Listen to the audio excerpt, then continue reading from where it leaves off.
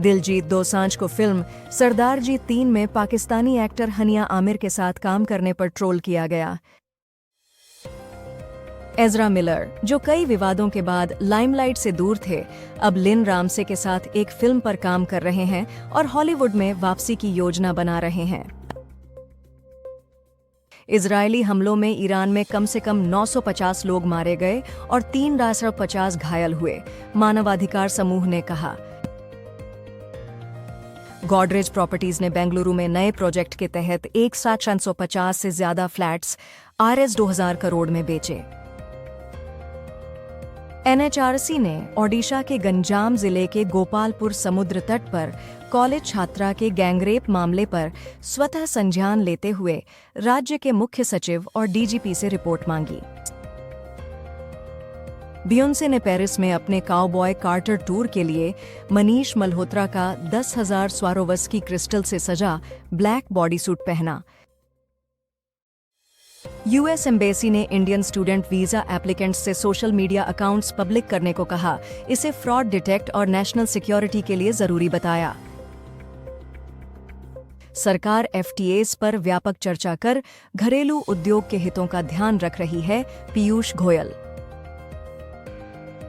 ANI से अजीत डोभाल ने Beijing में चीनी विदेश मंत्री वांग यी से मुलाकात कर क्षेत्रीय शांति और स्थिरता के लिए आतंकवाद से लड़ने पर जोर दिया। पूरी रथ यात्रा के लिए 378 स्वास्थ्यकर्मी और 265 अस्पताल बेड तैनात होंगे, मंत्री। अडानी ग्रुप ने गुजरात के कच्छ में भारत का पहला of grid 5 megawatt green hydrogen pilot plant शुरू किया। दिल्ली में एविएशन टरबाइन फ्यूल की तस्करी का रैकेट पकड़ा गया, 6 लोग गिरफ्तार। दिल्ली हाई कोर्ट ने बटला हाउस विध्वंस पर 10 जुलाई तक रोक लगाई। आसियान देश 2009 में हुए FTA समीक्षा वार्ता में धीमी प्रगति कर रहे हैं। भारत ने ईरान इजरायल तनाव के बीच 290 से भारतीयों और एक श्रीलंकाई को ईरान से सुरक्षित निकाला। पूर्व भारतीय क्रिकेटर दिलीप दोषी का 77 की उम्र में लंदन में दिल की बीमारी से निधन। पाकिस्तान ने भारतीय विमानों पर एयर स्पेस बैन एक और महीने के लिए बढ़ाया।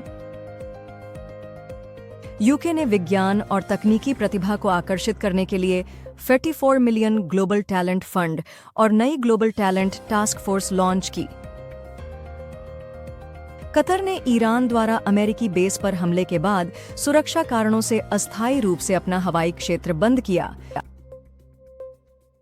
भारत ने सेशेल्स बॉक्सिंग टूर्नामेंट में 3 गोल्ड समेत 7 मेडल जीतकर टॉप किया। आर्षभ पंत पहले भारतीय विकेटकीपर बने जिन्होंने टेस्ट मैच में दोनों पारियों में शतक लगाए। केगन ब्रैडली ने ड्रामेटिक अंदाज में ट्रैवलर्स चैंपियनशिप 2000 टचसीज जीती, जबकि टॉमी फ्लीटवुड आखिरी होल्स पर चूके। जेजी ने पेरिस में बेयोंसे के कॉन्सर्ट में सरप्राइज अपीयरेंस देकर साथ में क्रेजी इन लव गाना गाया। सोनम कपूर ने 12 इंच बाल दान किए और इंस्टाग्राम पर नया लुक शेयर किया।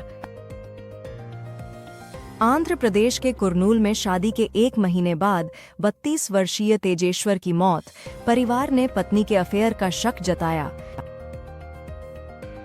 गुरुग्राम में इंडिगो कर्मचारी ने सीनियर्स पर जातिसूचक गालियों के आरोप लगाते हुए पुलिस में शिकायत दर्ज की, जबकि कंपनी ने आरोपों को बेबुनियाद बताया।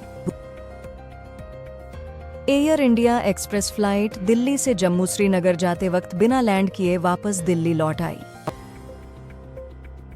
दिल्ली में मंगलवार को मानसून आने की संभावना, IMD ने बारिश और तूफान के लिए येलो अलर्ट जारी किया।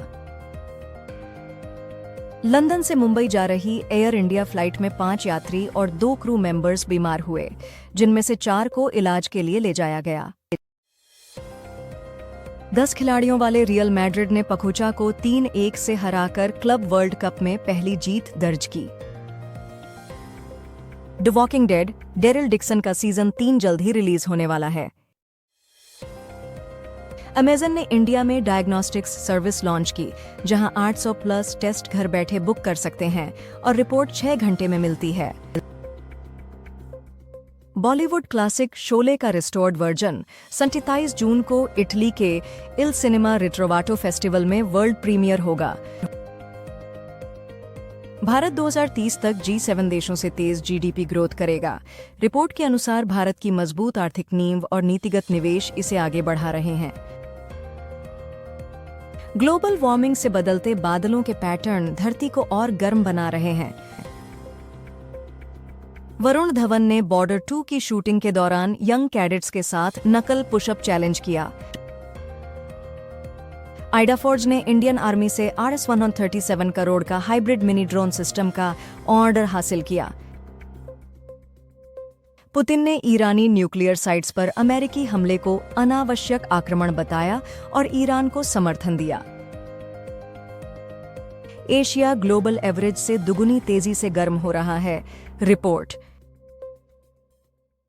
केंद्र सरकार ने यूनिफाइड पेंशन स्कीम (यूपीएस) का ऑप्शन चुनने की आखिरी तारीख 3 महीने बढ़ाकर 30 सितंबर 2025 कर दी। ईरान ने अपने न्यूक्लियर साइट्स पर अमेरिकी हमले के जवाब में कतर और इराक में अमेरिकी सैन्य ठिकानों पर मिसाइल हमले किए।